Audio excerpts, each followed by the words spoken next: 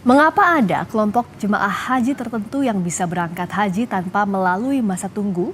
Benarkah sistem haji kita bisa diakali? Lalu siapa pihak yang harus bertanggung jawab? Kita bahas bersama Ketua Pansus Haji DPR Nusron Wahid dan juru bicara Kementerian Agama Ana Hasbi. Selamat malam Pak Nusron, Bu Ana. Malam, Assalamualaikum warahmatullahi wabarakatuh. Waalaikumsalam warahmatullahi wabarakatuh. Saya ke Pak Nusron dulu. Kalau Pansus Haji menemukan ada 3.500 jemaah yang berangkat tanpa masa tunggu. Apakah sudah terungkap sejauh ini di mana celahnya? Kenapa bisa terjadi? Ya, kalau tanya kepada saya kenapa bisa terjadi, ya jangan tanya saya dong. Kan saya yang menemukan. Ya itu dia, maksudnya Pansus apakah sudah menemukan jawabannya sejauh ini atau masih belum? Jadi gini, jadi Pansus menemukan dua fakta-fakta yang perlu diklarifikasi lebih lanjut. Pertama ada 3503 atau 3503 jamaah haji khusus atau WNH plus yang berangkat memanfaatkan kuota tambahan sebanyak 10.000 yang bersangkutan itu dalam kapasitas T0. T0 itu artinya berangkat daftar tahun ini, kemudian berangkat tahun ini. Nah, itu yang kita temukan. Padahal masa tunggu haji khusus, ya kan, jumlah antrian yang sudah daftar yang belum bisa berangkat di tahun 2024 itu outstandingnya orang yang daftar urut itu masih ada sekitar 147.000 orang. Oke. Sementara setiap tahun kuota ibadah haji khusus yang berangkat itu hanya sekitar 17.600 orang. Kalau kemudian kita bagi 147.000 dibagi dengan 17.600 ketemu angka sekitar 8,4 tahun. Jadi masa tunggunya itu rata-rata jamaah haji harusnya 8,4 tahun. Oke. Saya ingetin menjadi 8 sampai 9 tahun. Nah, anehnya ada yang daftar di tahun 2004 bisa berangkat tahun 2024. Harusnya kan kalau masa antrinya 8 sampai 9 tahun, dalam sistem di Siskohat itu mereka ditulis estimasi berangkatnya adalah tahun 2032 atau tahun 2031 atau tahun 2033. Ya.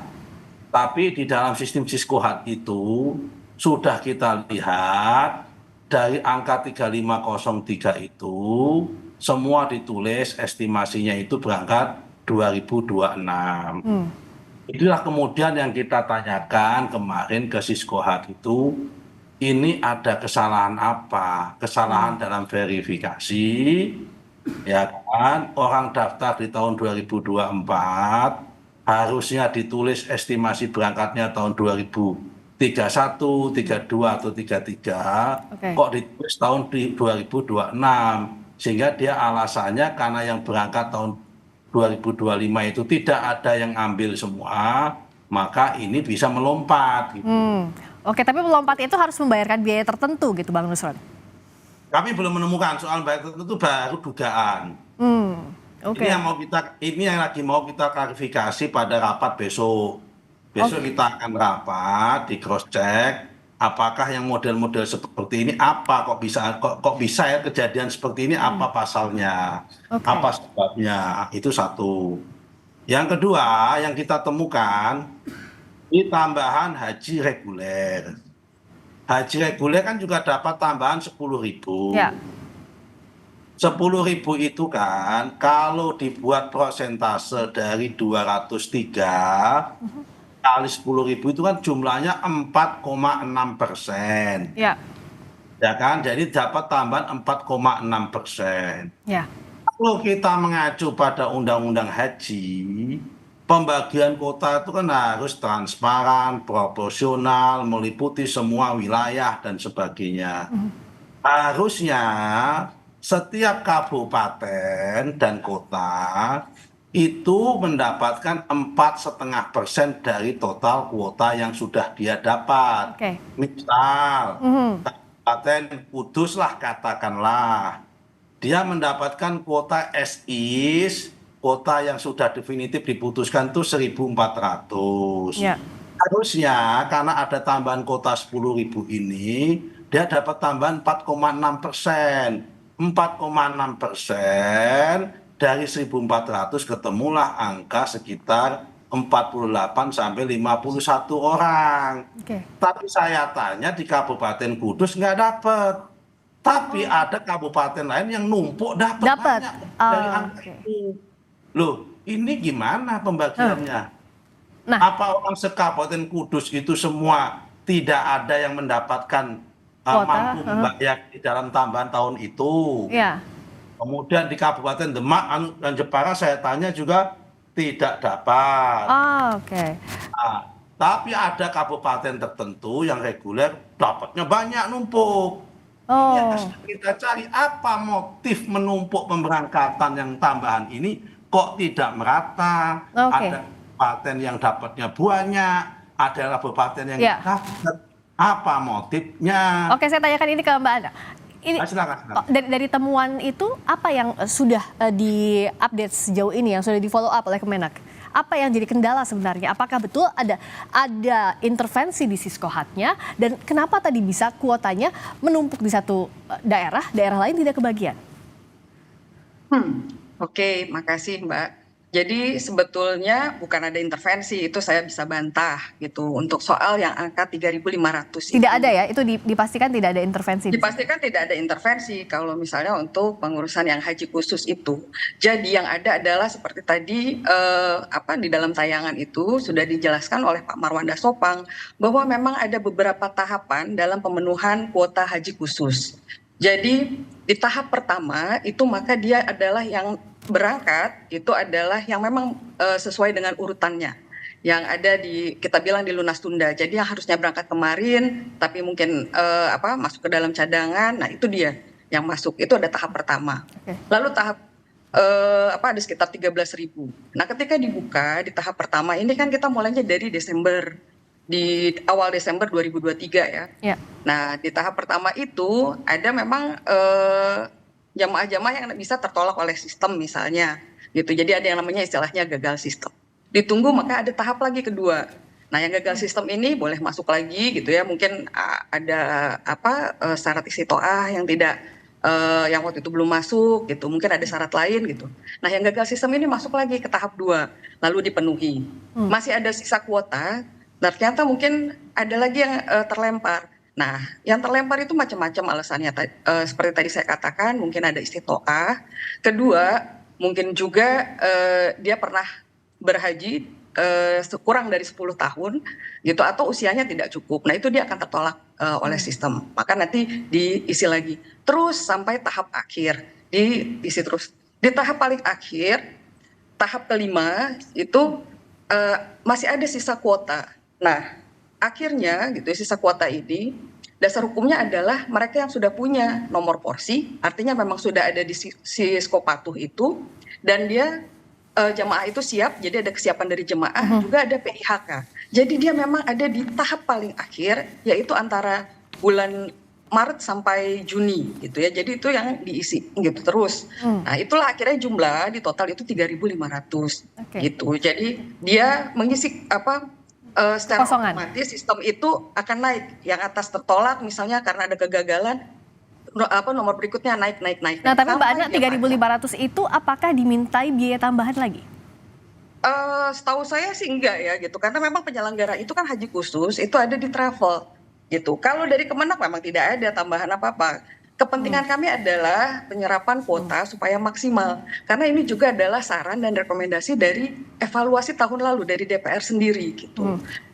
bisa dikatakan tahun ini kita kan penyerapannya sangat maksimal, ada 99%, karena hanya 45 kuota yang tidak terpakai di tahun 2024. Bandingkan dengan tahun sebelumnya yang hampir 1.000 tidak terpakai. Sebelumnya lagi ada di atas 600. Di paling rendah itu 670-an selama 10 tahun terakhir sampai 1.000.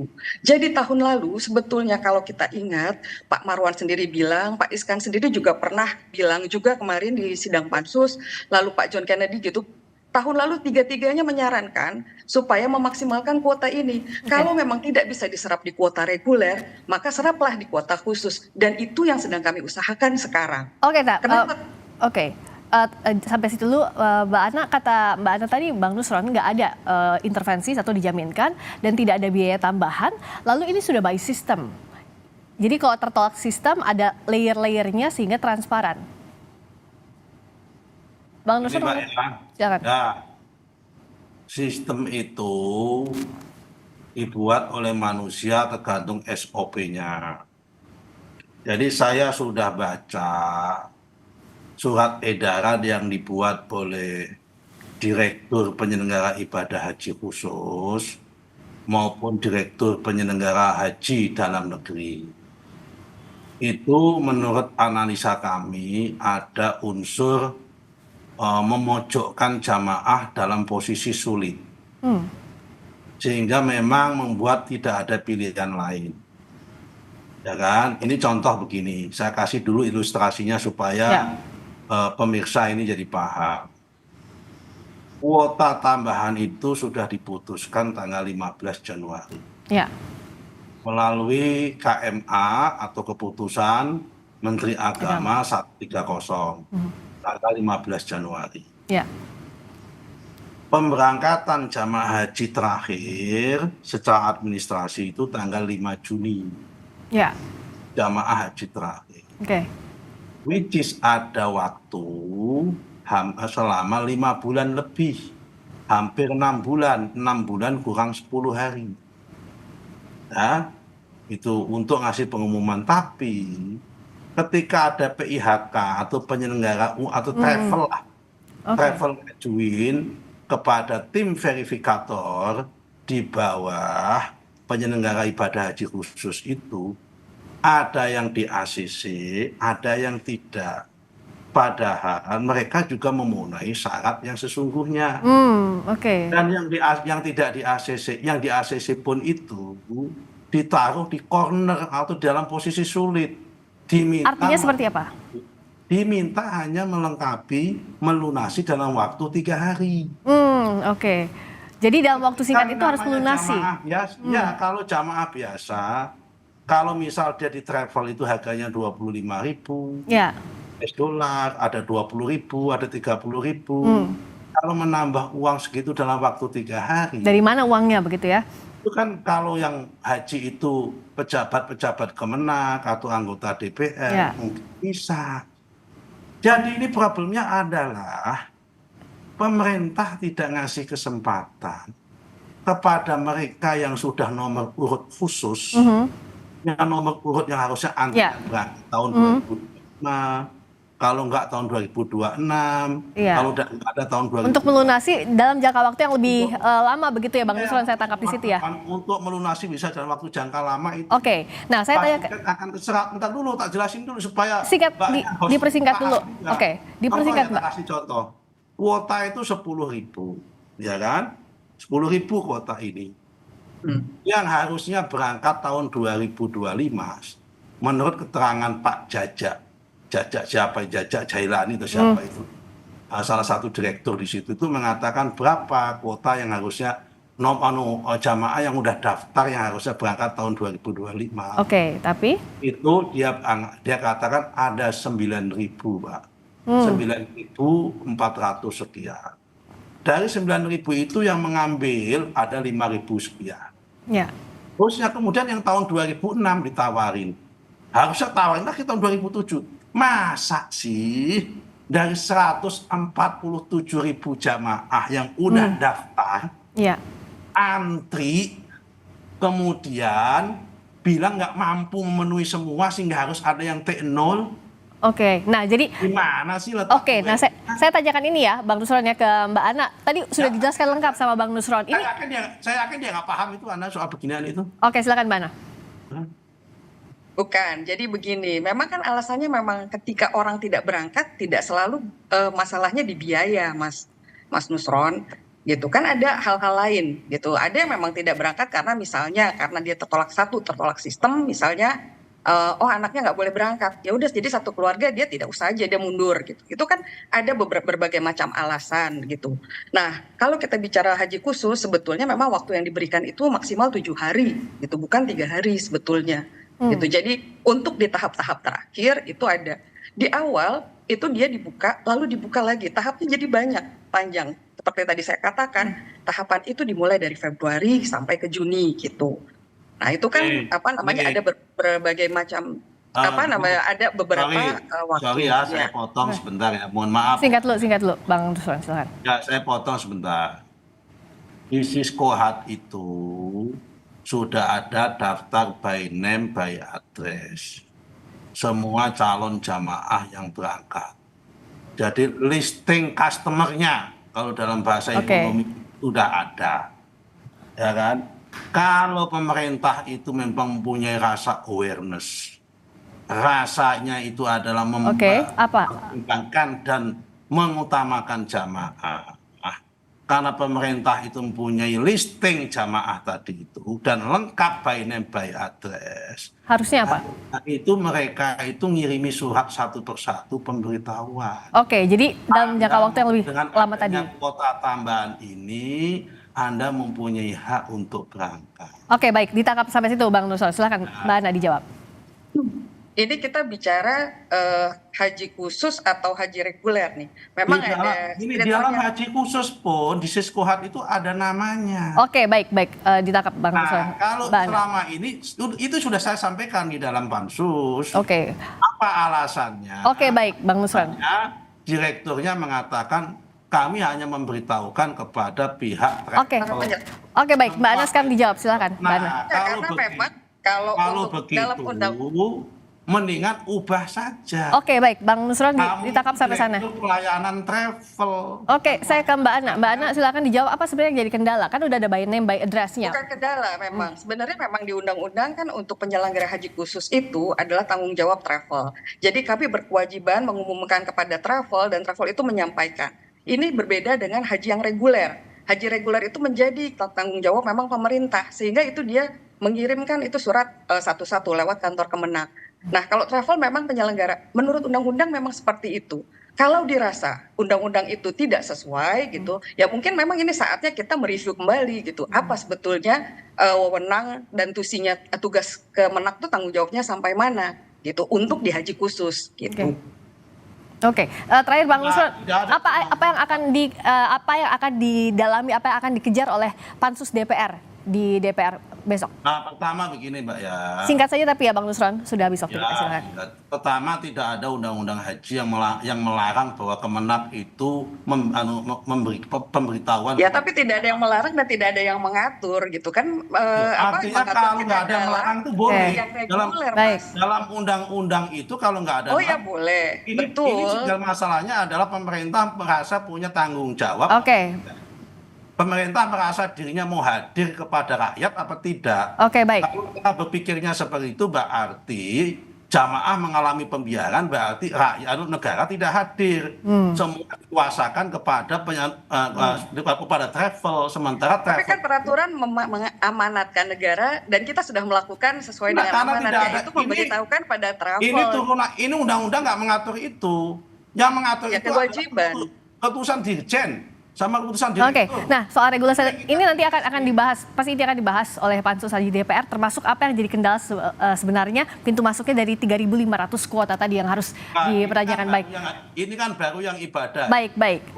Itu yang sisanya juga nanti akan ditanyakan. Ini kan ibadah haji khusus. Baik. Kita belum meneliti yang reguler itu kenapa ada ketidakadilan juga. Oke, jadi antara haji khusus dan haji reguler juga akan dikejar oleh pansus DPR kepada Kementerian Agama. Baik, terima kasih Bang Nusron Wahid, terima kasih juga Mbak Ana Hasbi. Sudah selesai waktunya. Baik, sudah selesai. Terima kasih, selamat malam. Sudah, yuk, makasih.